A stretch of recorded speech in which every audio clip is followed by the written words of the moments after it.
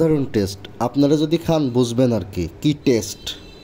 শেষ করে হাঁটা ধরলাম যে বিরুলিয়ার দিকে যাব। বিরুলিয়ায় যে ফুড কোর্ট বসছে, দেখি ফুড কোর্টে কী দোকান আছে, কী আইটেমের খাবার আছে। গেলাম, বিভিন্ন খাবারের দোকান ঘুরে দেখলাম। তো এরপরে দেখলাম যে মোটামুটি আমার জন্য যেটা পছন্দ আমি সেই স্টলেই ঢুকবো। অন্যান্য মামাদের সাথে পরিচয় হলাম। একটা চায়ের দোকানে গেলাম, এখানে বিভিন্ন আইটেমের চা দেয়, তবে সবচাইতে জনপ্রিয় চা ওনাদের হয়তো দুধ চা। মামা কয় লিটার দুধ?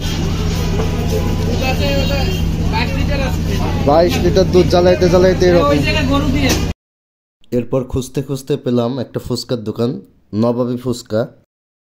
নবাবী ফুচকার দোকানে ফুচকার এখানে হুজাইফা ছিল। হুজাইফা নামের যে ছেলেটা অনেক দারুণ ফুচকা বানায়। ওর ফুচকা বানানো, ওর পরিচ্ছন্নতা সব কিছু দেখে ভালো লাগছে।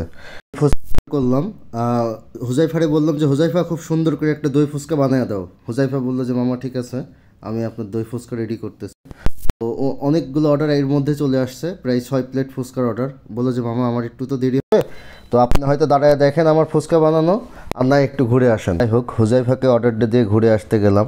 একটা লাইভ পিৎজার দোকানে গেলাম, অনেক সুন্দর পিৎজা বানাচ্ছিল। ওনাকে জিজ্ঞেস করলাম যে প্রাইস কত। এরপরে আবার হুজাইফার দোকানে চলে আসি এবং হুজাইফার প্লেটের ছবি নিলাম। একটু ভাল লাগলো আর কি, যে দারুণ করে গোল করছে আর মাঝখানে একটা বাটি দিছে।